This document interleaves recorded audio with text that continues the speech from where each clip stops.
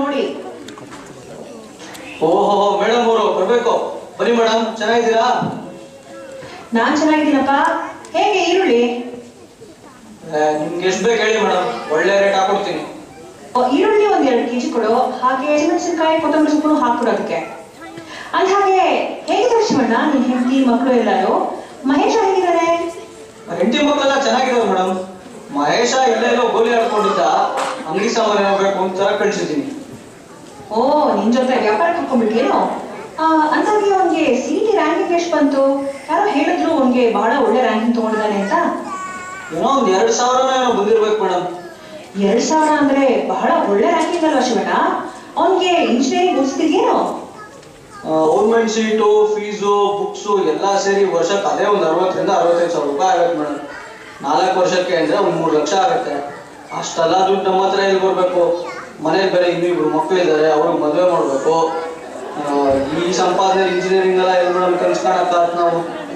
ನಂಗೆ ನೀನ್ ಹೇಳೋದು ಅರ್ಥ ಆಗುತ್ತೆ ಶಿವಣ್ಣ, ಆದ್ರೆ ಒಂದ್ಸತಿ ಯೋಚನೆ ಮಾಡಿ ನೋಡು.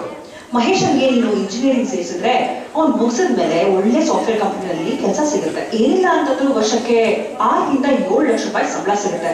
ಅವ್ನಿಗೆ ಅಷ್ಟೊಂದೆಲ್ಲ ಸಂಪಾದನೆ ಬಂದ್ಮೇಲೆ ನಿನ್ ಸಾಲ ಸೋಲ ಎಲ್ಲ ತೀರುತ್ತಲ್ವಾ? ಹಾಗಾದ್ರೆ ಏನ್ ಮಾಡೋಣ ಅಂತೀರಾ ಮೇಡಮ್? ಇದಕ್ಕೆ ಒಂದು ಒಳ್ಳೆ ಉಪಾಯ ಇದೆ. ನಿಸ್ವಾರ್ಥ ಅಂತ ಒಂದು ಸಂಸ್ಥೆ ಇದೆ.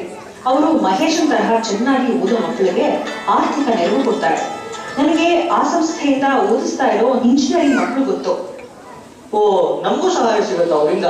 ನಾವೇನ್ ಮಾಡ್ಬೇಕು ಮೇಡಮ್? ಏನಿಲ್ಲ ಶಿವಣ್ಣ, ತುಂಬಾ ಸುಲಭ. ನೀನು ಅರ್ಜಿ ಸಲ್ಲಿಸ್ಬೇಕಷ್ಟೇ. ನಿಸ್ವಾರ್ಥ ಸಂಸ್ಥೆಯವರು ಮಹೇಶ 3-4 ವರ್ಷ ಹೇಗೆ ಓದಿದ್ದಾನೆ, ಎಷ್ಟು ಮಾರ್ಕ್ಸ್ ತಗೊಂಡಿದ್ದಾನೆ ಅಂತ ನೋಡ್ತಾರೆ.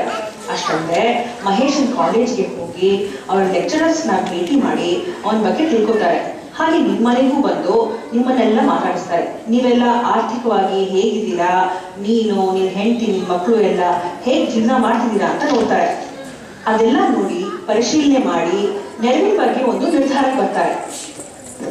ಎಂತ ಒಳ್ಳೆ ಸುದ್ದಿ ಹೇಳಿದ್ರಿ ಮೇಡಮ್. ಹೆಂಡತಿ ಮಕ್ಕಳು ಕೇಳಿದ್ರೆ ತುಂಬಾ ಖುಷಿ ಪಡ್ತಾರೆ. ನಾವು ಆ ಸಂಸ್ಥೆ ಹೆಂಗ್ ಮೇಡಮ್ ಭೇಟಿ ಆಗೋದು? ನೀನು ಒಂದ್ ಕೆಲಸ ಮಾಡು. ನಾಳೆ ಮಹೇಶನ್ ಕರ್ಕೊಂಡು ಸ್ಕೂಲ್ ಕಡೆಗೆ 1:30 ಅಷ್ಟೊತ್ತಿಗೆ ಬಾ. ನಾನು ಫೋನ್ ನಂಬರ್ ಕೊಡ್ತೀನಿ. ಕಾಲ್ ಮಾಡಿ ನಿನ್ನ ಪ್ರಾರ್ಥನೆ ಸಲ್ಲಿಸು.